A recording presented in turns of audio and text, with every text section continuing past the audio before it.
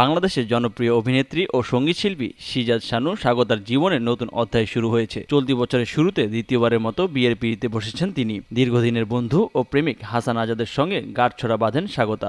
এক সাক্ষাৎকারে স্বাগতা জানান, বিয়ের আগে হাসানের সঙ্গে 1 বছর লিভ টুগেদার করেছেন। সেখান থেকে তাদের বোঝাপড়া আরও গভীর হয় এবং দুজনে সিদ্ধান্ত নেন বিয়ের। স্বাগতার মতে, লিভ টুগেদারের সিদ্ধান্ত আমাদের পরিবার কোনো আপত্তি করেনি, বরং সবাই বলেছিল আগে একসঙ্গে থেকে ভালোভাবে চিন্তা করো, সারা জীবন একসঙ্গে থাকা সম্ভব কিনা তা বুঝে তারপরে বিয়ের সিদ্ধান্ত নাও। স্বাগতা আরো বলেন, সমাজ আমাদের সিদ্ধান্ত মেনে নিয়েছে, যদিও প্রথমে কিছুটা সময় লেগেছে, পরে বিষয়টি স্বাভাবিক হয়ে গেছে। আমার মনে হয় আমাদের সমাজে ইতিবাচক পরিবর্তন আসছে। ডিভোর্স এবং লিভ টুগেদার এখন অনেকটাই স্বাভাবিক বিষয়। স্বাগতার স্বামী হাসান আজাদ একজন লন্ডন প্রবাসী। সঙ্গীতের সঙ্গে গভীরভাবে জড়িত এই মানুষটি ডক্টর হাসান নামে পরিচিত। তিনি একজন গীতিকার, সুরকার এবং মিউজিক কম্পোজার। পেশায় ব্যবসায়ী হলেও কলম্বিয়া ইউনিভার্সিটি থেকে পিএইচডি করা হাসানের সঙ্গীত জগতে আলাদা পরিচিতি রয়েছে। হাসানের সঙ্গে স্বাগতার পরিচয় হয় গত বছরের আগস্ট থেকে সেপ্টেম্বরের মাঝামাঝি একটি ক্লাবে। সেখান থেকে শুরু হয় তাদের গল্প। কয়েক মাসের মধ্যেই তারা একে অপরকে ভালোভাবে বুঝে একসঙ্গে থাকার সিদ্ধান্ত নেন। এর আগে স্বাগতার প্রথম বিয়ে হয়েছিল চিত্রগ্রাহক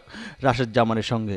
দীর্ঘ 7 বছর প্রেম শেষে তাদের বিয়ে হলেও 2021 সালে এই সম্পর্কটি ইতি ঘটে। স্বাগতার ক্যারিয়ারে শুরু হয় নতুন কুড়ির প্রতিযোগিতায়, যেখানে তিনি ছড়া গান বিভাগে দ্বিতীয় হয়েছিলেন। পরবর্তীতে মহাকাল নামে একটি ব্যান্ড দল তৈরি করেন এবং প্রকাশ করেন কয়েকটি অ্যালবাম। অভিনয় জগতেও তার দারুণ সাফল্য রয়েছে।